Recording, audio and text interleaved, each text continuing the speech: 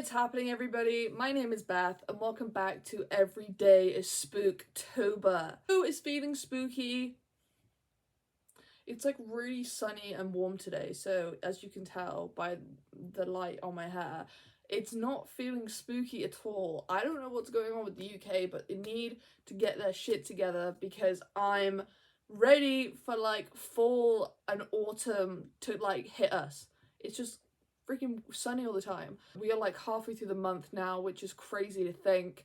I don't want it to be over yet. I'm just getting started with Halloween stuff and spooky stuff. So I 100% recommend to watch this for Spooktober on Halloween as a spooky movie this month to get you in the mood. The film that I'm reviewing today is The Devil Inside. This lovely cover of this super attractive woman.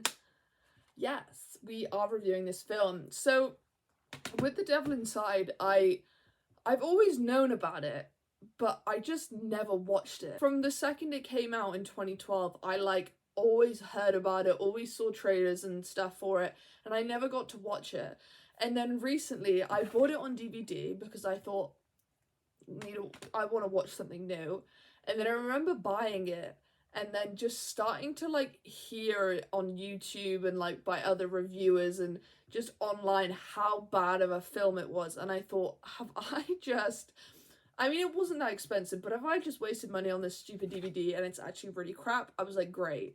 All I'm gonna say to start this video off with is I was surprised on what this film was. Let's just kind of get into this because I do have a lot to say. I've just watched this film, so it's fresh in my head now. I was shocked as to how this film just was.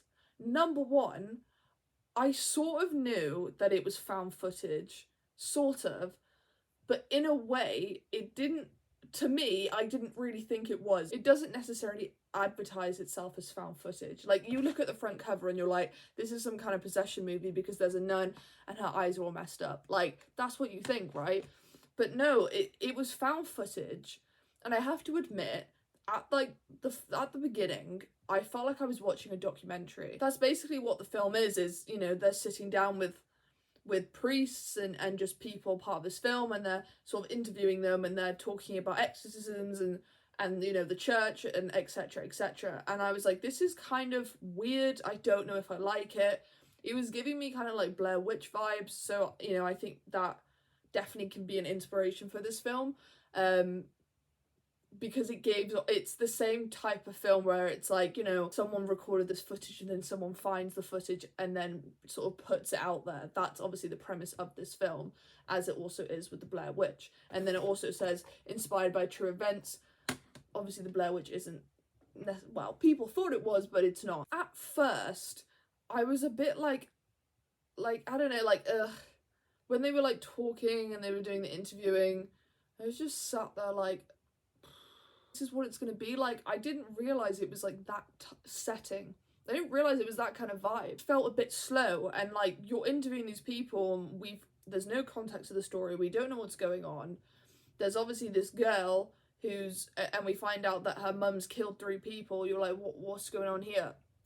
And then obviously we soon to find out that she was possessed when she did it, and that her mum has been sent to Italy to be in a psych ward, and that's basically where she's been for ever since she killed these people. So the story follows Isabella obviously wanting to reconnect with her mother after all this has happened, and she wants to make the documentary just to kind of document the process, document what happens. So I was like, oh, okay, cool, like found footage. But the way it was done, I was like, I don't know how I feel about it. It was giving me kind of like The Gallows like type of filmmaking, where there's just someone behind the camera, you know, I don't know, they're like talking and bantering, and like, it was giving me that at first, and I was like, I don't know how this is gonna go. But I have to admit, I actually kind of liked it, and I know people are gonna come for me because this film is poorly fucking rated. 4.2 out of 10 on IMDb. This film, a lot of people did not like this film, and I can see why, but at the same time, I don't know, I started to get really invested in it, and I think for me, you know, obviously this film is based around exorcisms and the church and priests. And I think, like, for me anyway, I find that kind of stuff really interesting. And I did look it up after I watched the film, and they do talk a lot of facts about exorcisms and, you know, how they do them and what they're for and what they can do. Like, there's a lot of facts in this film. And I think most of them are pretty, you know, accurate and correct. Like, for example, apparently they do like classes at university in Italy about exorcisms. Like, there's a class on exorcisms that you can do at university in Italy, which is just so odd, but it's true. So I found like that topic quite interesting. As I mean, it's something that I would be interested to know more of. I mean, if they had a course like that at here, then I would probably do it. Like, I don't know, it's a topic that's not really explored. So I think for me, that was like my sort of gripping point, finding out all this information, following around the priests, obviously them doing exorcisms. I know, obviously, taking that with a grain of salt, probably not how they do it. It's not the way things happen, but they explored something that's not talked about all the time, and there's not, you know, it's not something you would stroll across every day about exorcisms, because a lot of people don't believe in them because they're such like a rare thing. And I mean, like, who knows if they're a real thing nowadays? I don't know, I don't have the proof. But it was just interesting to see that sort of aspect of it, because it felt like it was a documentary. It felt like an informative documentary. It felt like I was watching something on TV that was exploring, you know, the church and priests and all that kind of stuff. Bearing in mind, I'm not religious, but I just find that kind of stuff interesting. So I think that's what sort of like hooked me. Don't get me wrong, I think some of the acting was really poor, a bit cringy, a bit cheesy. I liked how like it was sort of like a bit in English, a little bit in Italian, so you didn't fully understand what was going on. And like I've said in previous reviews, like with Incantation, when a film is in another language, it's 10 times more scarier because you don't fully understand what's going on.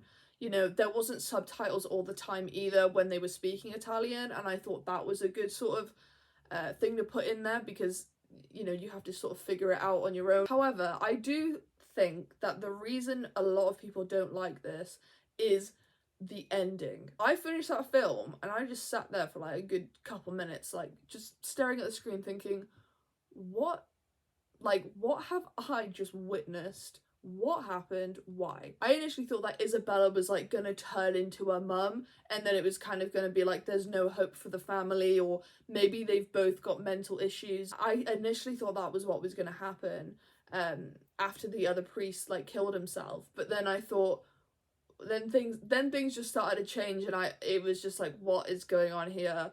Obviously Isabella then gets possessed. I thought it was a bit like cliche and a bit dumb how Isabella goes to visit her mother with these two priests, you know, to try and see if she is possessed, and she is. One of the spirits, because there's like 20 inside of her, goes into one of the priests, and then the priest kills himself, and then after he kills himself, it goes into Isabella, and it's like, what? And then I don't know, I still don't know, I haven't like read people's theories or whatever, but I don't know what happened to the cameraman, because I don't know if the demon left Isabella and went into the cameraman, and then the cameraman obviously crashed the car and killed everyone, or did he have like a realization and he's like, this is never gonna end, you know, this is gonna kill us all, and then like just kills everyone in the car because he's like, say, you know, job done, saved us going through more stress and, you know, torment from this demon. I don't know. Maybe it was obvious, or maybe they wanted people to think both. I don't know, but that's what I took from it. And I don't exactly know what happened, so I'm gonna have to look it up, because it is kind of bugging me I want to know what people are saying about it. Let me know in the comments if, you know, what your thoughts are, or what happened or whatever. See, it happened so quick, and then that was the end of the film, and I thought, are you joking? Like, what?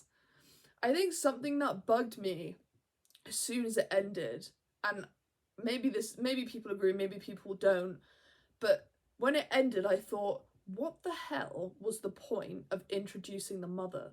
Because obviously she gives one of these she's the cause of this possession with the priest, and then Isabella, she's the cause of that.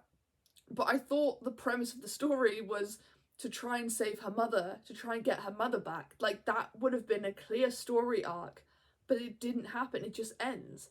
And I think that's why people maybe didn't like it as much, or, you know, the story wasn't clear. There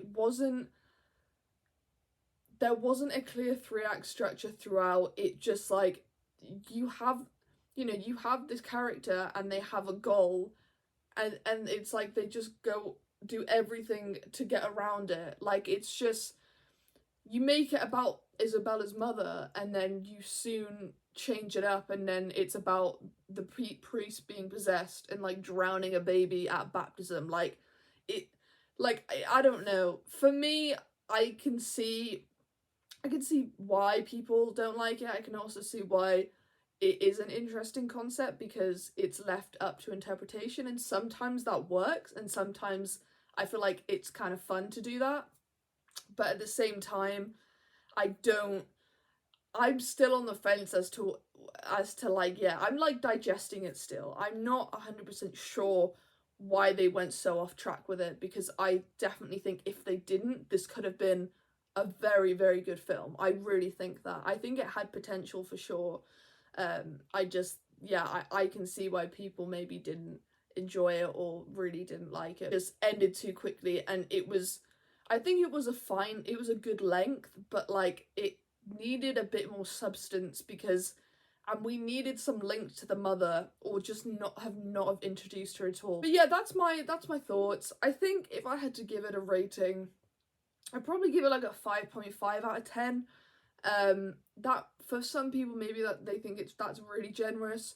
Like I said, I didn't hate it, and I think also because I went into the film being like, everyone thinks this is shit, I was thinking the same, and then my expectations, you know, were very low, and then this sort of came out a bit higher. So yeah, that's just my thoughts. Let me know what you think, and like I said, I recommend this for Halloween, for spooky season, because it is creepy at times, it is a bit spooky. But yeah, thank you so much for watching, and I'll see you on the next one.